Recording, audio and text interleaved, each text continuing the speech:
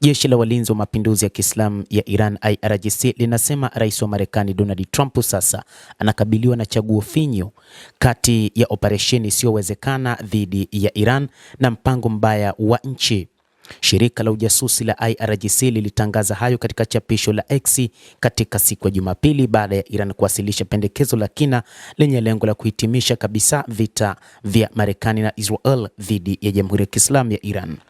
Pamoja na pendekezo hilo, Iran imerudisha mpira kwenye korti ya Trump ambaye nchi yake inatafuta njia ya kujiokoa ili kutoroka kwenye machafuko ya vita ambavyo imenaswa ndani. Iran inaipa Pentagon muda wa mwisho wa kuzuia. Nafasi ya kufanya maamuzi ya Marekani imepungua.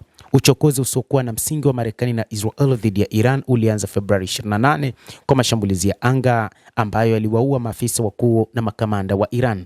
Vikosi vya jeshi la Iran vilifyatua mawimbi zaidi ya 100 mashambulizi ya kulipa kisasi yaliyofaulu dhidi ya malengo nyeti na ya kimkakati ya Marekani na Israel, lakini pia waliuzuia mlango wa bahari wa Hormuz kwa meli za mafuta na gesi zenye uhusiano na maadui na wale wanaoshirikiana nao katika kujaribu kudumisha usalama kwenye njia muhimu ya maji.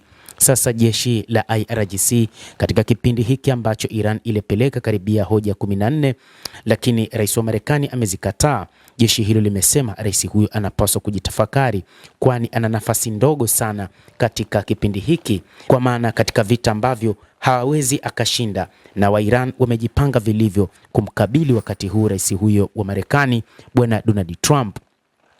Jeshi la IRGC limesema kwamba rais huyo wa Marekani anapaswa kuwa na machaguzi mawili kama anataka aendeleze vita ambavyo ataanguka vibaya na kudhalilika, lakini pia afanye namna yoyote itakayoweza kumaliza vita hivyo. Vinginevyo, miongoni mwa kauli ambazo amezitoa ni kwamba watashambulia meli zake za kivita na kuzipeleka kuzimu, kwa maana kuzidumbukiza katika maji ya mlango wa bahari wa Hormuz, linasema jeshi la IRGC.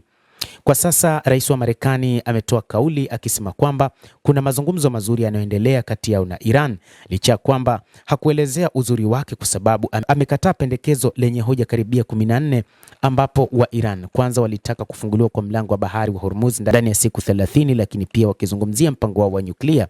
Lakini rais Donald Trump amesema mapendekezo hayo hawafikiani nayo kutokana na kwamba jambo lolote ambalo litazungumzwa kwa sasa linapaswa kuendana na usitishwaji wa vita, lakini kwa Iran kuachana na mpango wake wa nyuklia ndicho pekee ambacho rais Donald Trump anakitaka kwa sasa.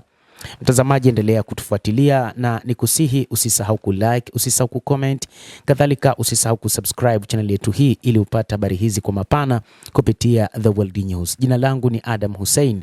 Endelea kuwa nasi wakati wote, endelea kutufuatilia uyajue mengi yanayojiri duniani.